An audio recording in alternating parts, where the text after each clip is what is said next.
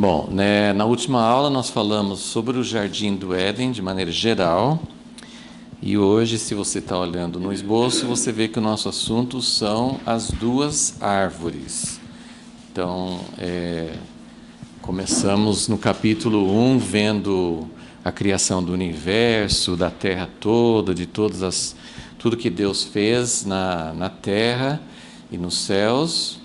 No capítulo 2, o foco vai chegando para um ponto mais específico, é o Jardim do Éden, e o homem ali dentro.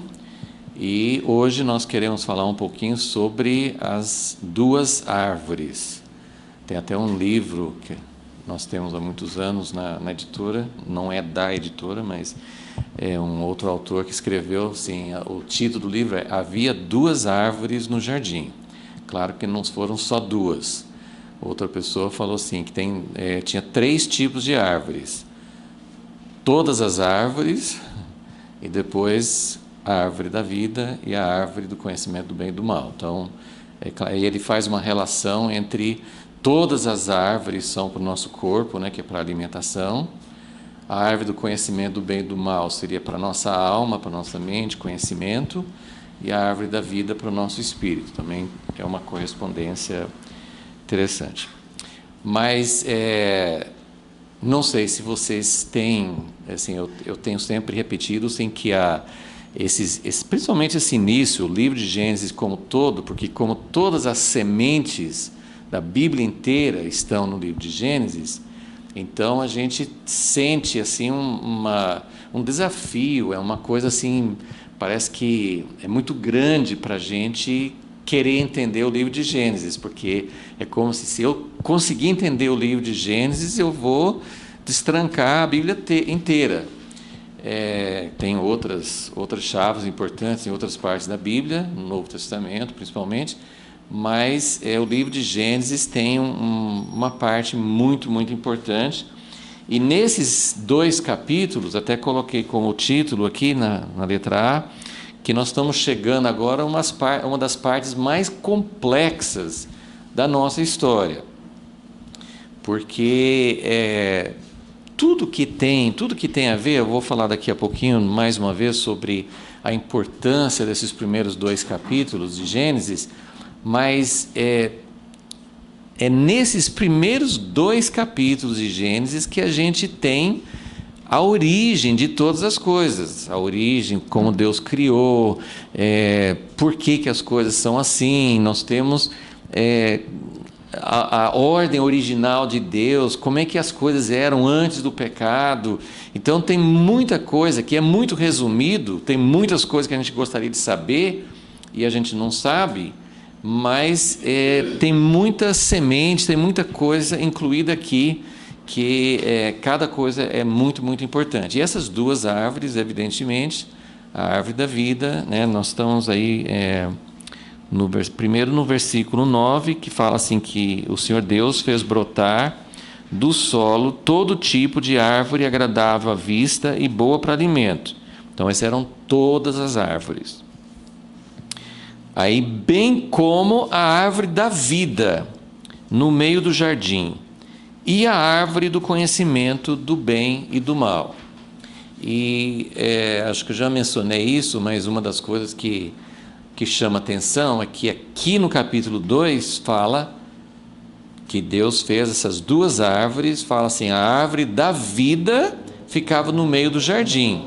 E no capítulo 3,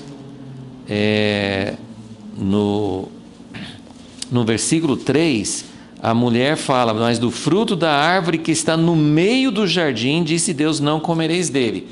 Então, eu já vi gente comentar isso, assim, Deus falou que a árvore da vida está no meio do jardim.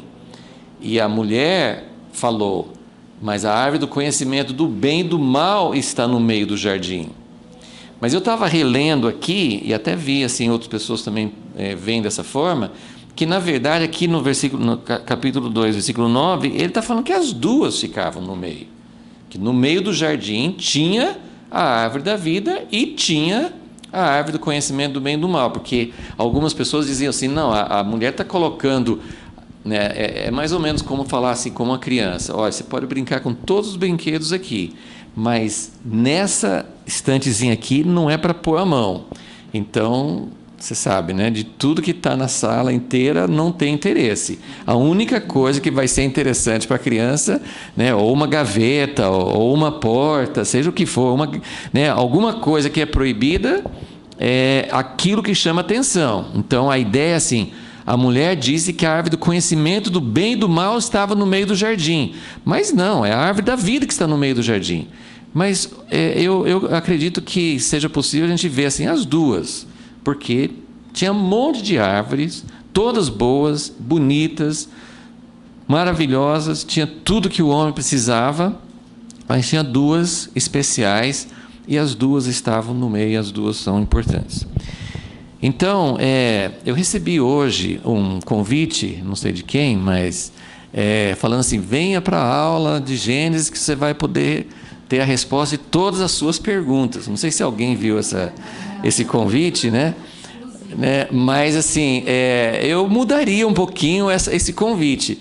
Você vai conhecer todas as perguntas que tem em Gênesis 2. As respostas não.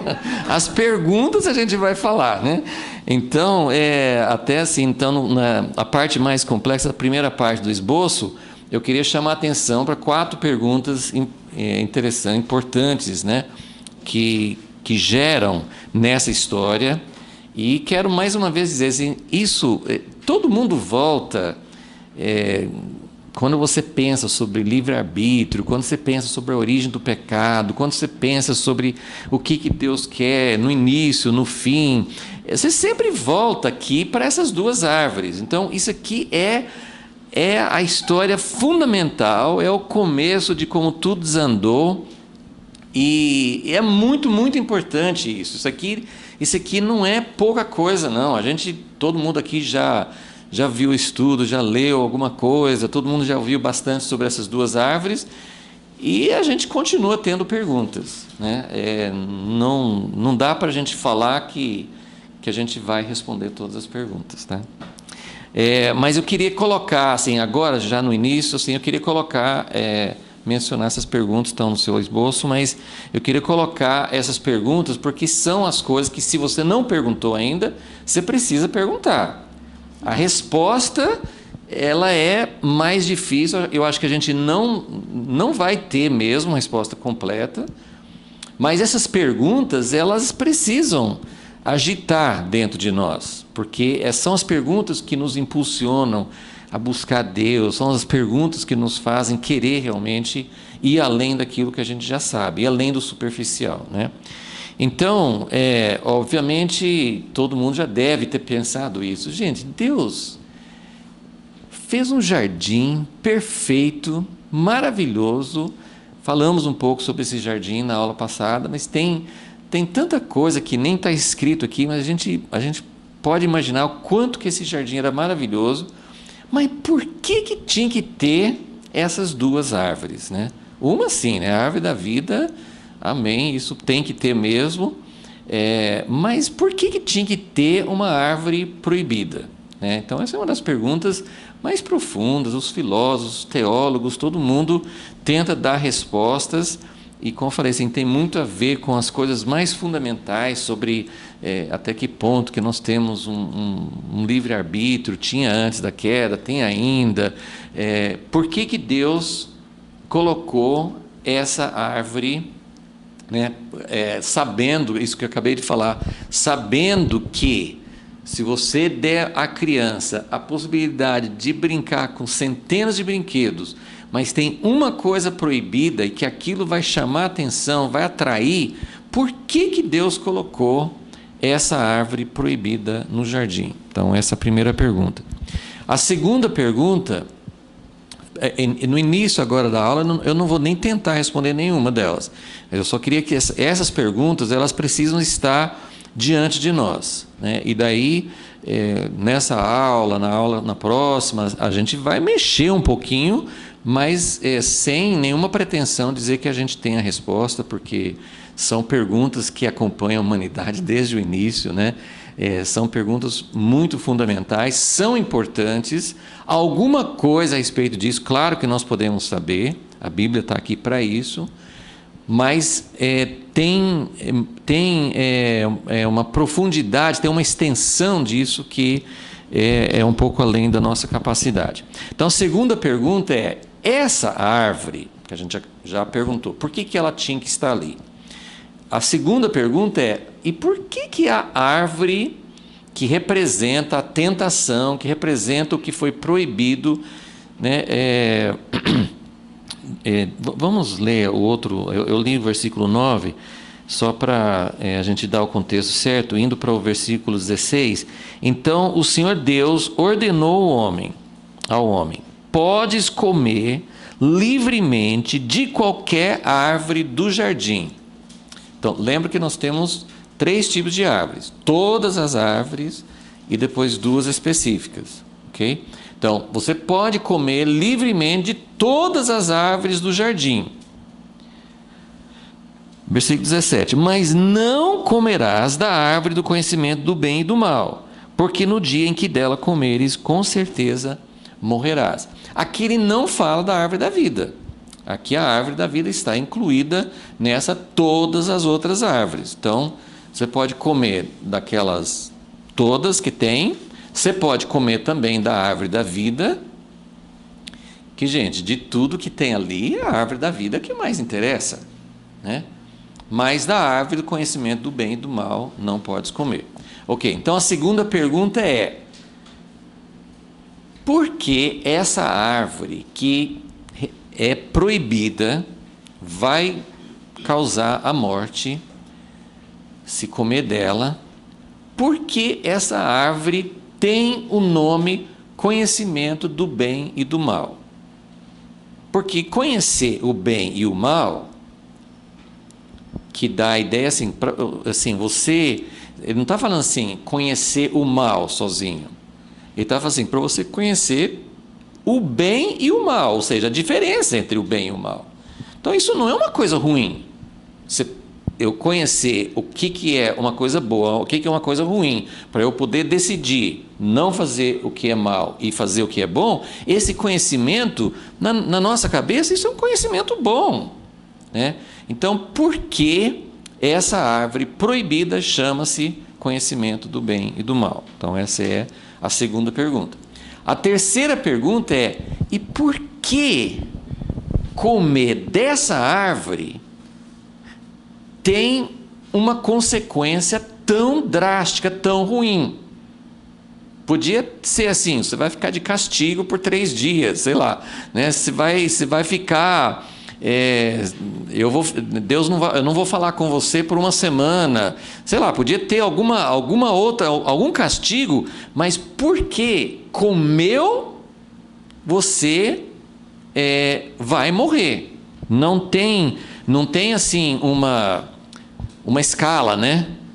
Primeira vez vai ter uma tolerância, segunda vez vai ser mais duro, terceira vez... Não tem uma escala, né? Comeu, a sentença é dada.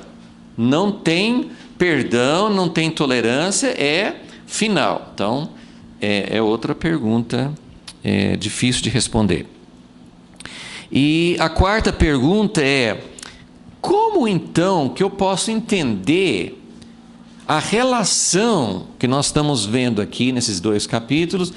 Como que eu posso entender a relação entre Deus e o homem? Como é que eu posso, que tipo de relação é essa? A gente já falou um pouquinho sobre o homem foi criado à imagem de Deus. Essa imagem de Deus faz com que o homem seja um representante de Deus. Mas isso também tem a ver com, lá na frente, né, no capítulo 5, né, Adão e Eva geraram um filho segundo a sua imagem. Então, a filiação, ter a imagem de alguém, tem a ver com ser filho, né? Então, o fato do homem ser a imagem de Deus coloca o homem como numa posição de filho, né? A gente falou um pouco sobre isso em outra aula. Mas como que é essa relação? O homem é servo, o homem é sacerdote, o homem é filho. Como é que eu posso caracterizar essa relação entre Deus e o homem? Tudo isso antes do pecado, né? Antes do pecado. Então, Nós vamos falar essa quarta pergunta, nós vamos falar hoje ainda. Isso que Deus está estabelecendo aqui, nós podemos chamar isso de aliança, né? Essa quarta pergunta, assim, como é que chama essa relação? Podemos chamar de aliança, mas se tem essa condição, você não pode comer dessa árvore. Se você comer, morre. Se você não comer, vai ser tudo, né, tudo certo. Então, isso tem muita relação com o que a gente vai descobrir depois na aliança de Deus no Monte Sinai. Tipo então, muitos teólogos dizem que essa relação de Deus com o homem aqui, apesar de ser antes do pecado, mas é uma relação de obras, é uma aliança de obras, porque o homem tinha que fazer algo ou não fazer algo para poder ganhar a vida, né? Então, essa é uma outra pergunta. Qual a relação entre Deus e o homem? Vocês ficariam satisfeitos se soubessem assim responder essas 4 perguntas? Eu acho que assim, né, valeria assim quem quer fazer um seminário de 3 anos, chegar no fim, assim, será que no fim do seminário eu vou saber responder essas 4 perguntas, né? Então, mas são as perguntas. Eu estou colocando aqui no início e a gente vai lidar com essas perguntas, né? Hoje, na próxima aula e tal. Mas, como eu falei, sem a pretensão de ter uma resposta completa, que são muito profundas. Mas é um pouco para vocês entenderem a importância de Gênesis 1 e 2. Porque essas perguntas, o capítulo 1 e 2, está levantando essas perguntas e tem a ver com essas questões. E são essas questões que são muito determinantes para a nossa visão do mundo, para a nossa visão de como Deus fez as coisas, de como nós nos encaixamos no plano de Deus, ok? Então, é muito importante a gente entender quanto que são importantes esses capítulos e para vocês terem paciência, né? Que nós estamos demorando para sair do capítulo 1 e 2 de Gênesis, mas porque são muito importantes mesmo, né? Ok, eu queria na letra B uma característica importante de Gênesis e da Bíblia. E aqui são esses diagramas que eu coloquei aqui na frente.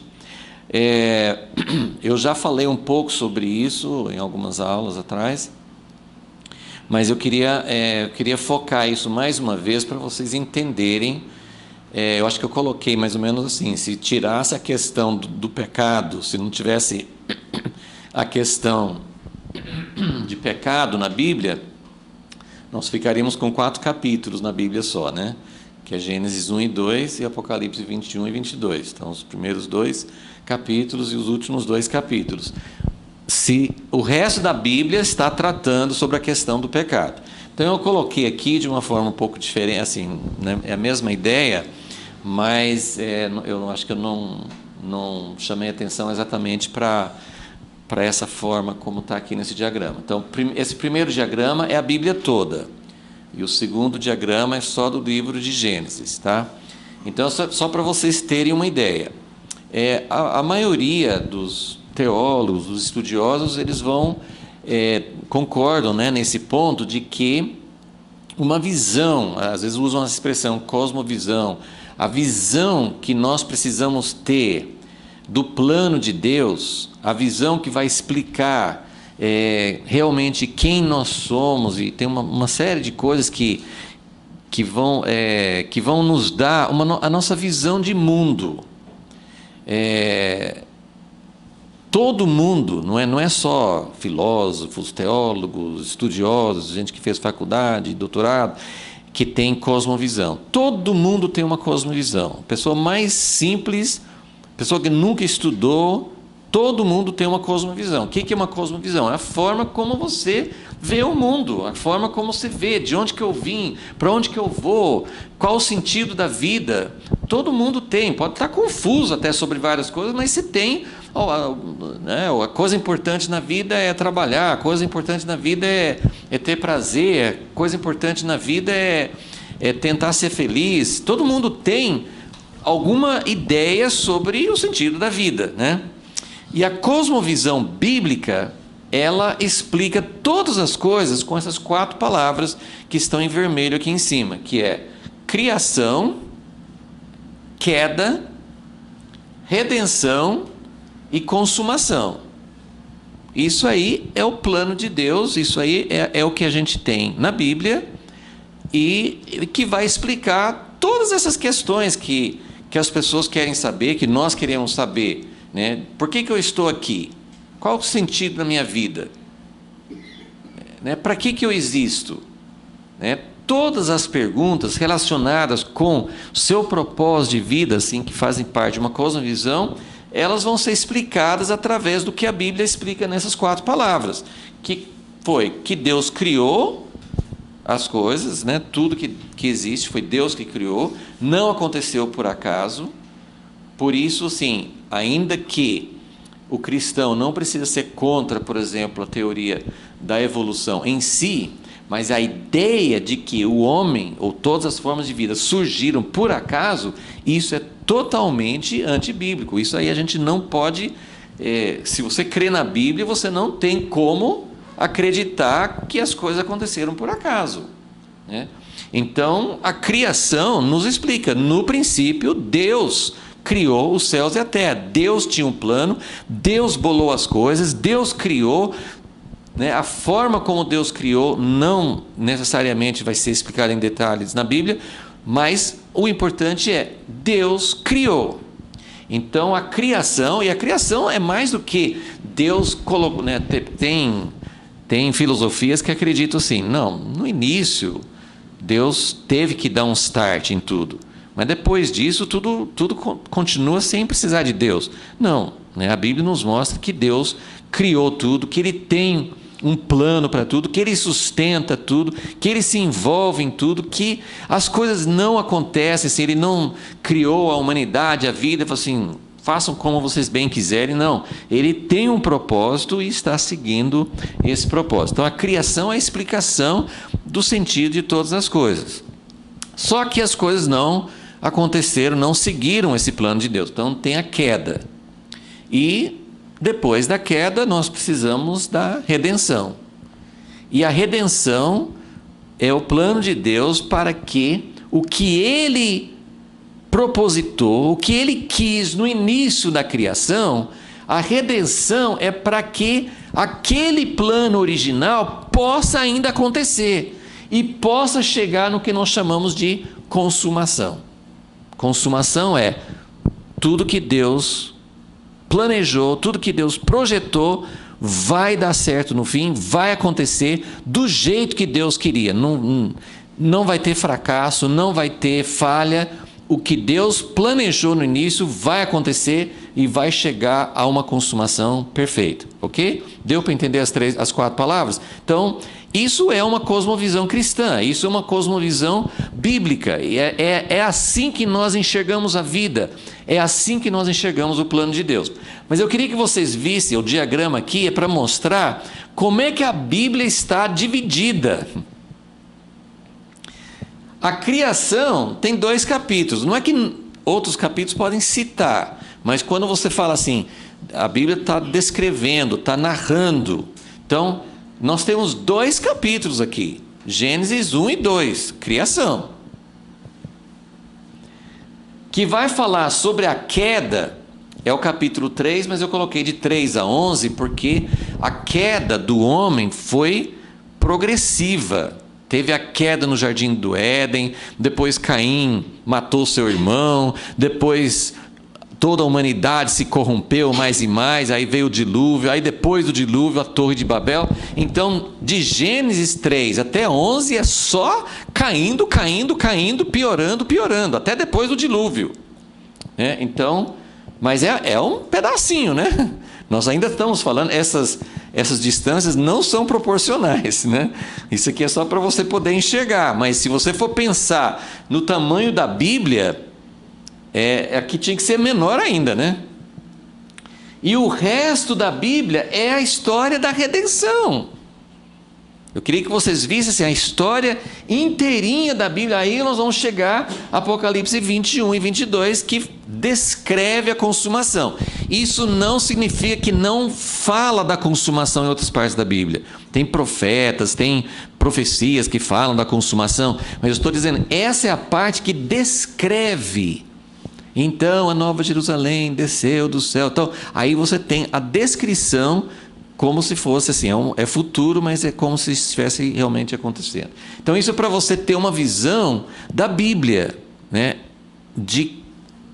Não que essas coisas não sejam importantes, mas a redenção ocupa a parte principal da Bíblia.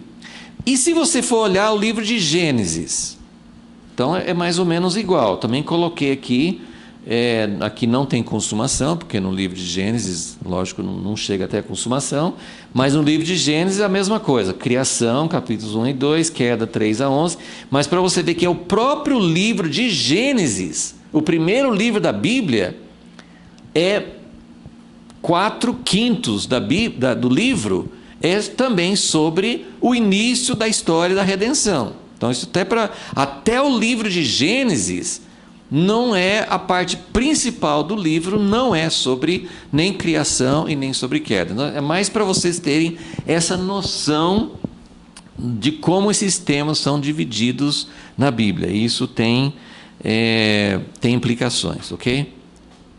Deu para ver assim, essa visão assim da distribuição, da estrutura da Bíblia, eu acho muito importante a gente manter, porque ajuda a gente a ter uma visão mais clara, né, de como a Bíblia está dividida. Então, a parte mais difícil, a parte, se você for pensar assim, no plano de Deus, era para ser criação, e não que ia direto para a consumação. Se não tivesse o pecado, era para ter criação e depois desenvolvendo, porque tem um caminho, tem uma jornada para chegar à consumação. Mesmo que não tivesse o pecado, não ia ser imediato, ia ter toda uma história. Então nós iríamos ter a criação, nós teríamos uma história do homem andando com Deus e caminhando até chegar à consumação, e a consumação também não é um ponto final, a consumação é o começo de uma outra parte da história, né, que vai também continuar. Mas como entrou o pecado, nós temos toda essa história que para nós é muito grande. Depois, na eternidade, isso aqui vai, sabe assim, como... eu não sei se essa ilustração é meio boba, né? Mas, por exemplo, aqui nós estamos nessa casa, para nós, assim, as dimensões, nós estamos vendo tudo com detalhes. Agora, se você subir, for viajar de avião, você não consegue ver isso aqui que é muito importante aqui para nós agora, lá da altura de um avião, se torna uma coisa insignificante. Na eternidade, essa redenção não vai deixar de ser importante, mas ela vai deixar de ter esse volume grande, né? Quando a gente entrar na eternidade, na consumação, é como o avião, a gente vai se distanciando, então essa redenção ela vai ocupar uma parte muito pequena, porque a eternidade vai ser, logicamente, muito maior do que isso. Mas nesse nosso contexto atual, essa história da redenção é a parte principal da Bíblia. A Bíblia é escrita mais para isso. Porém, número 2, B2, né, se você estiver acompanhando aí. Apesar de, então, de termos pouca informação, então, nós não temos, o que eu quis mostrar temos pouquíssima informação sobre a criação, pouquíssima informação sobre a consumação. A grande parte da Bíblia, assim, a parte principal, a grande parte do conteúdo da Bíblia é sobre redenção, mas apesar de termos pouca informação sobre a criação e sobre a consumação, essas duas partes são importantíssimas. São importantíssimas para nós. Por quê? Aí é isso que eu quis dizer assim, a cosmovisão cristã, a gente entender o plano de Deus, é o que dá sentido para a nossa vida. E a igreja, eu tenho feito, gente, geralmente um outro diagrama, né, que eu acho que já fiz aqui para vocês em algum momento, em que... deixa eu só aproveitar aqui um pedacinho assim, mas... vocês nem vão conseguir ver de onde vocês estão, mas assim, uma outra maneira de ver isso que eu estou falando é a criação, a consumação e a queda aqui no meio. Tá? Então, assim, né, você tem uma reta ascendente, porque o caminho com Deus sobe, né, não é um plano só, mas no meio dessa história teve a queda. E realmente a redenção é a parte principal da Bíblia, mas a igreja cristã, e mesma coisa acontecia com os judeus, com Israel no Velho Testamento, o povo de Deus tem ficado enroscado nessa parte aqui. E a gente, quando você está dentro desse vale aqui, você não consegue enxergar. Você tá dentro de um vale, você não consegue ver a montanha, você não consegue ver o que está do outro lado. E a igreja tem ficado muito míope, muito fechado assim dentro, assim, né, pregando Cristo morreu para os pecados, mas a gente não consegue ver para onde que Deus está nos levando e qual que é o propósito. Então, quando a gente olha para a criação e para a consumação, nós conseguimos responder essas perguntas. De onde viemos? Para que fomos criados? Essas são outras perguntas, né? De onde viemos? Para que fomos criados? Para onde vamos? Qual o propósito da nossa vida? São essas perguntas não são respondidas, apesar da grande parte da Bíblia ser em torno de redenção, mas lembrando que a Bíblia trata de redenção, mas ele sempre faz referências à criação e sempre faz referências à consumação. No meio desse conteúdo da Bíblia, a história é a história da redenção, mas ele sempre está falando de onde nós viemos e para onde nós vamos. Então, o presente não tem sentido sem o passado e sem o futuro. É simples assim, né? Nosso presente não tem sentido se a gente não entender o passado e se a gente não entender para onde nós vamos. Então, por isso que nós precisamos muito desses elementos da criação e da consumação para a gente poder responder essas perguntas.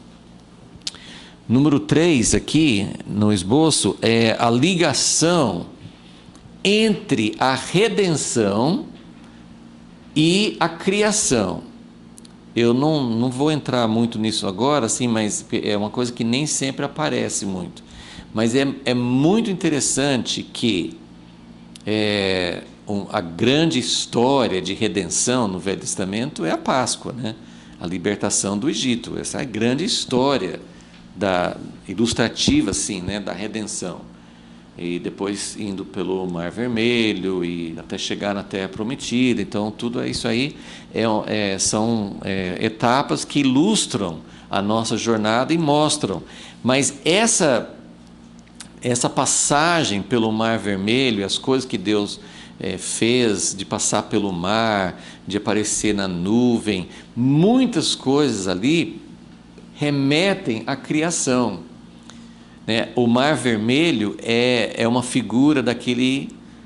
Tudo estava sem forma e vazia, né, escuro, e aí tinha o vento, tinha nuvem, que é o Espírito Santo pairando sobre as águas. Então, qual que é a ligação entre redenção e criação? A redenção está nos levando de volta nesse vale. A redenção nos faz subir e dar continuidade no propósito original de Deus. Então, a relação entre redenção e criação Deus está trabalhando para, já que nós nos desviamos, que saímos do caminho, a queda nos tirou do plano de Deus, a redenção vai fazer muita menção, muita memória da criação, porque a redenção está repetindo, recriando, revivendo aquela história da criação. Está dando para entender? Então, qual que é a ligação entre redenção e criação? Que a redenção está gerando de novo. Deus está repetindo muitos processos da criação, né? O novo nascimento O novo nascimento na nova aliança é mais uma vez Deus soprando dentro de nós, como nós temos aqui em Gênesis 2, como Deus criou o homem, soprou nele o espírito da vida.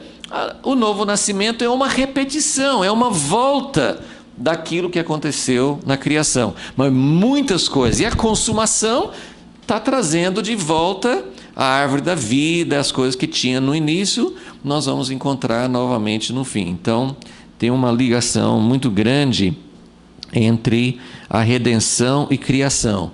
E só para citar um aspecto, um dos grandes problemas nossos no cristianismo é que a gente fala, Jesus morreu na cruz para nos salvar, para nos perdoar.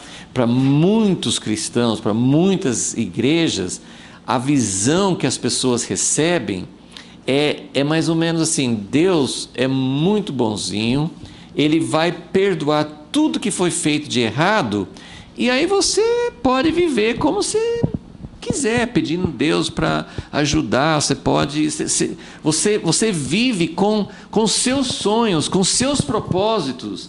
Você não volta nessa ordem original de Deus na criação. E não é esse o propósito da redenção. A redenção não é assim: Deus vai esquecer de todos os seus pecados, agora continue vivendo assim, sem culpa, sem problema nenhum, mas continua vivendo como antes. Não.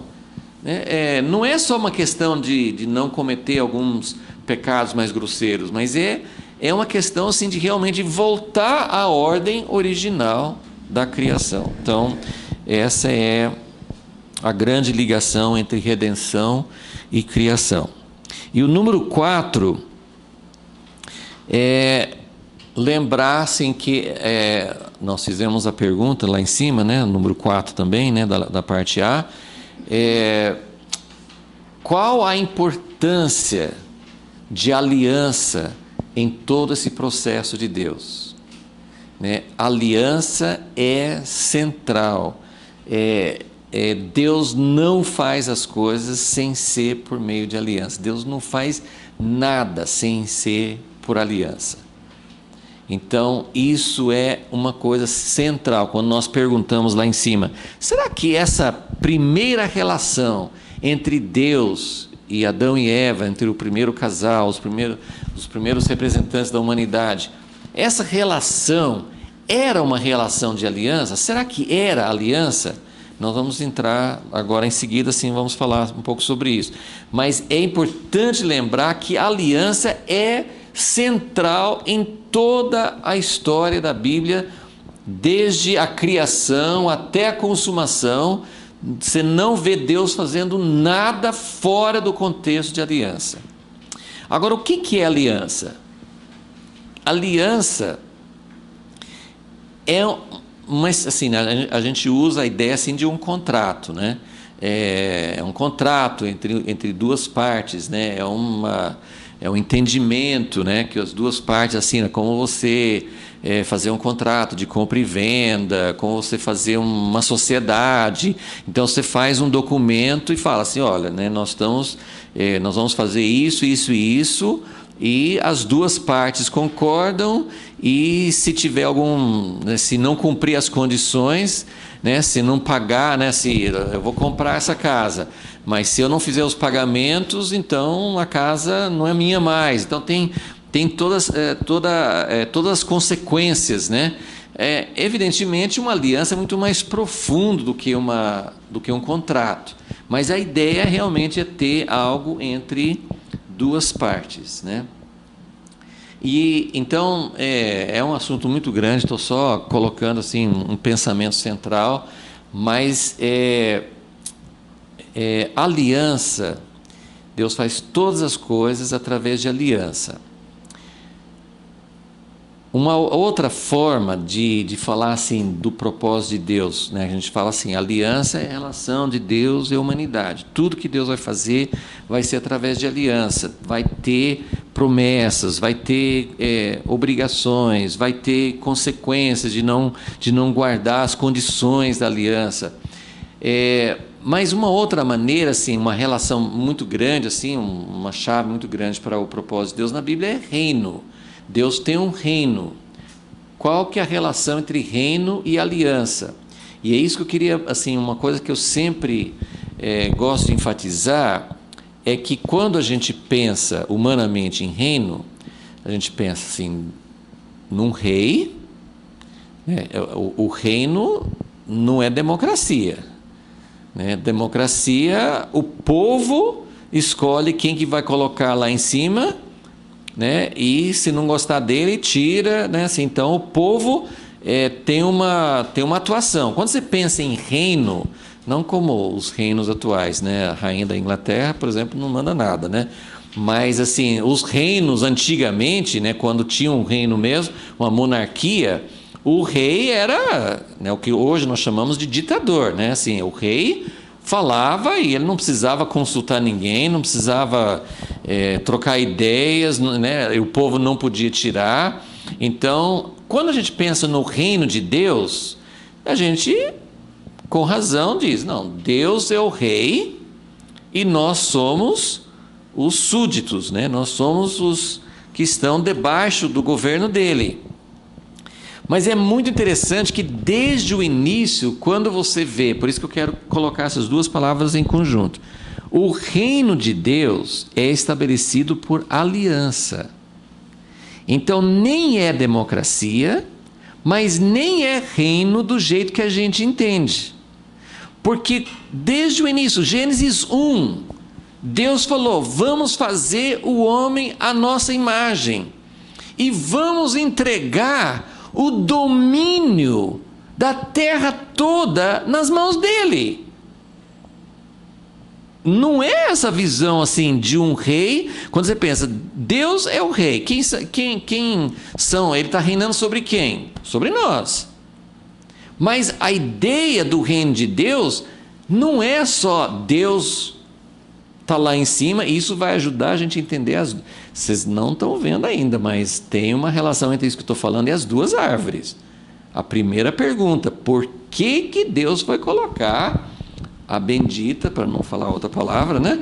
Por que Deus foi colocar a bendita árvore do conhecimento do bem e do mal no jardim? Que se ele não coloca essa árvore lá, não ia ter problema. E Deus que conhece todas as coisas, por que ele foi colocar algo? Por que ele foi colocar essa estante que não pode mexer? Não põe aqui, tira daqui, aí fala assim, pode fazer tudo que você quiser aqui. Que não haja nenhuma proibição. Então, por que tem essa árvore proibida? E aí eu volto nessa questão. Deus está na criação, estabelecendo o seu reino sobre toda a criação. Deus é o rei. Mas quando você lê Gênesis 1 e 2, você não vê nenhuma vez Deus falando assim, olha, eu quero que vocês saibam que eu sou rei. Vocês viram esse versículo aqui? Tem outros versículos na Bíblia que Deus vai falar que é rei. Mas aqui na criação não tem isso.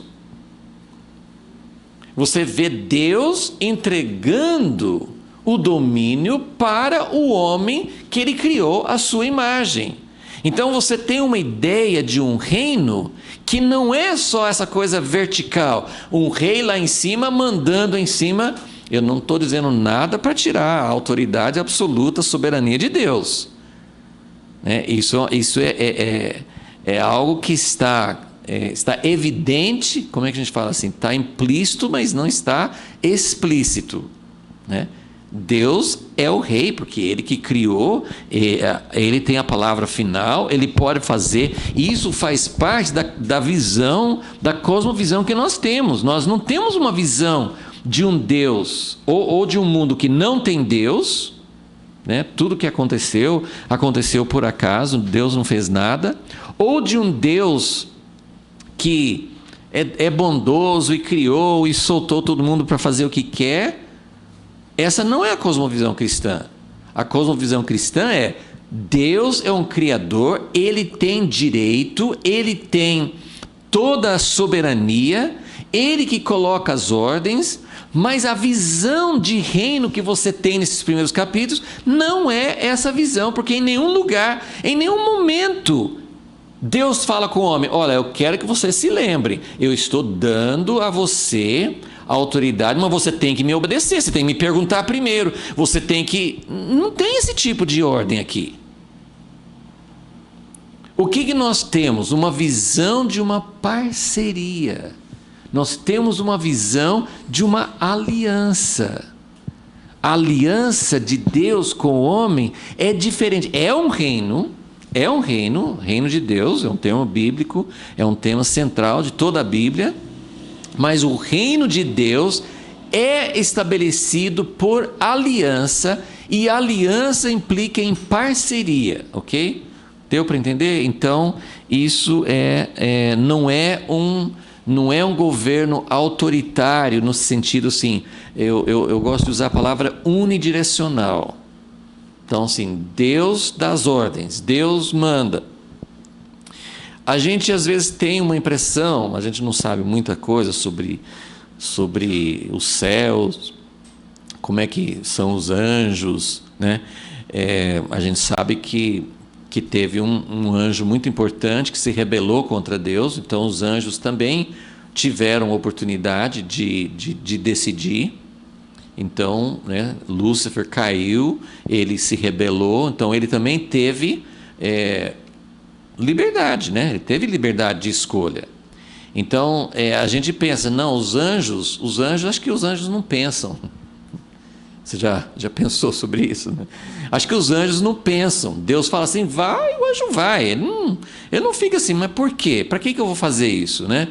Eu vou chegar lá... Não, o anjo vai, assim, parece uma coisa meio mecânica. Mas eu acho que não é assim.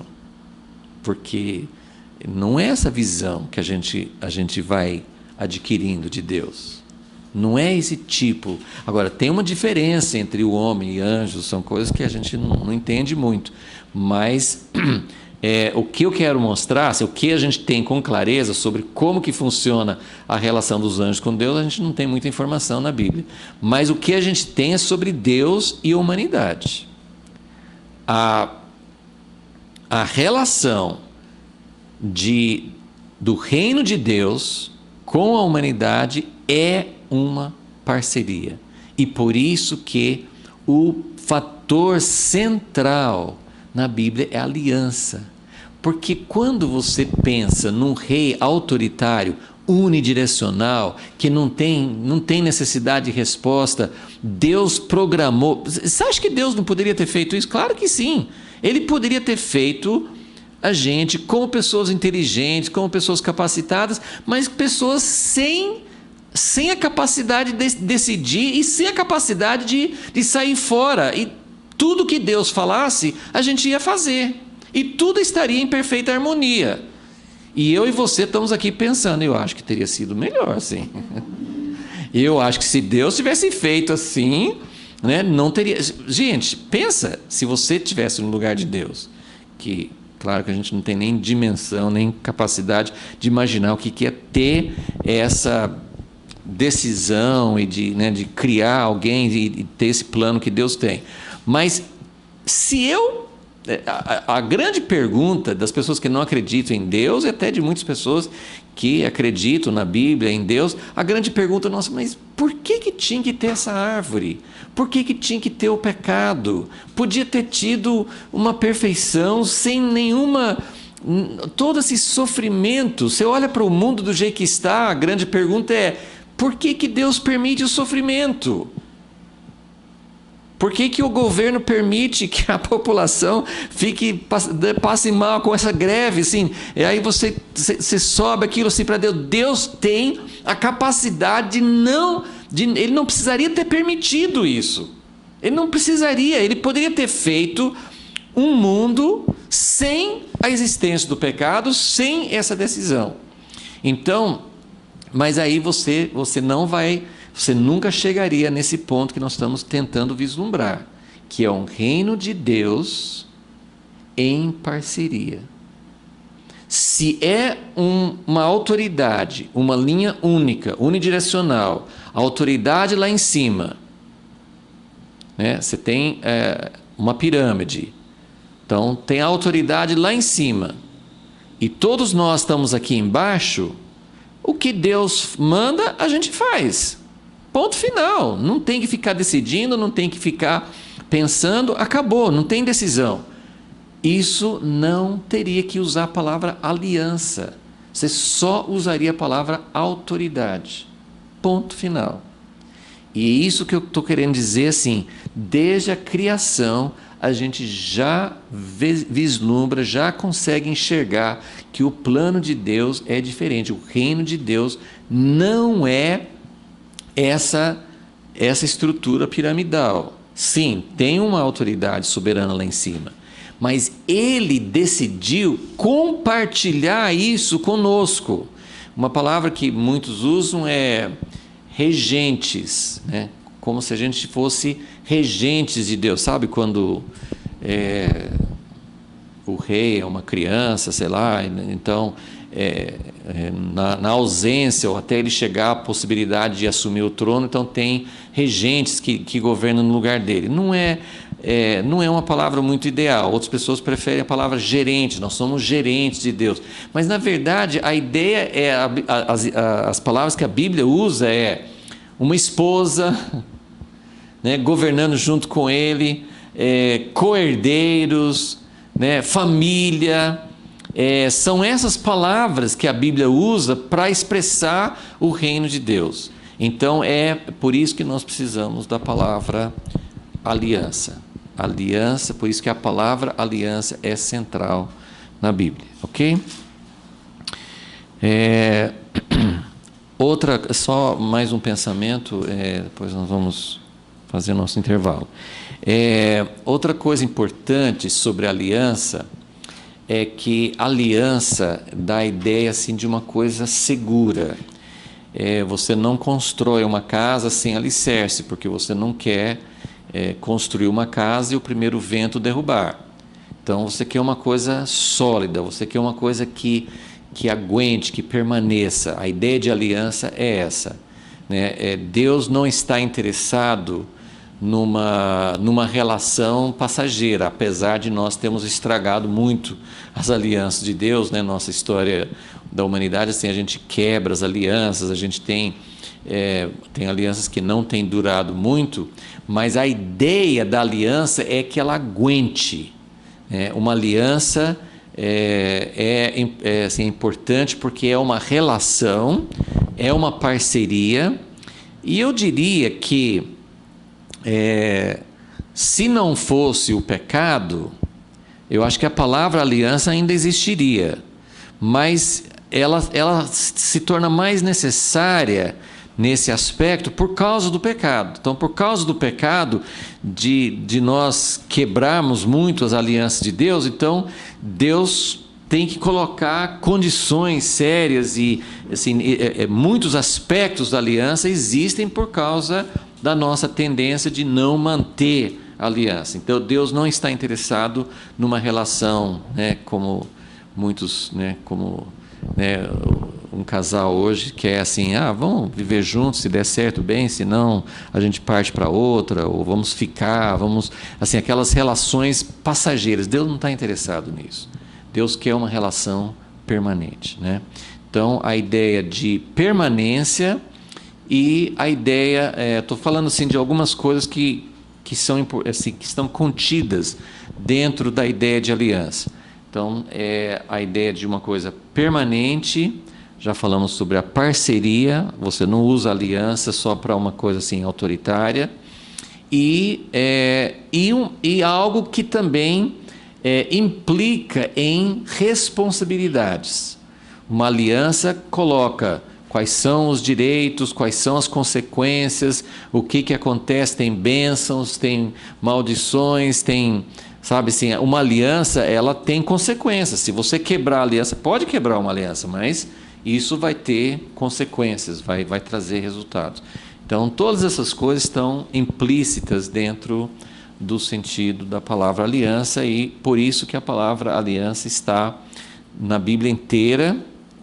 Nós temos um estudo, acho que não foi nenhuma coisa que meu pai originou, acho que ele também pegou de outras fontes, mas nós temos uma série de livretos, né, as 7 alianças, que falam das alianças na Bíblia toda.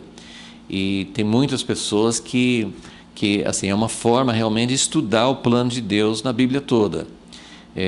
E na verdade as 7 alianças elas fazem parte de uma grande aliança, né? Porque elas são etapas, porque a gente poderia pensar assim, puxa, Deus fez 7 alianças, né? Na nova aliança é a 7ª, será que vai ter uma 8ª? Será que a 7ª não vai dar certo?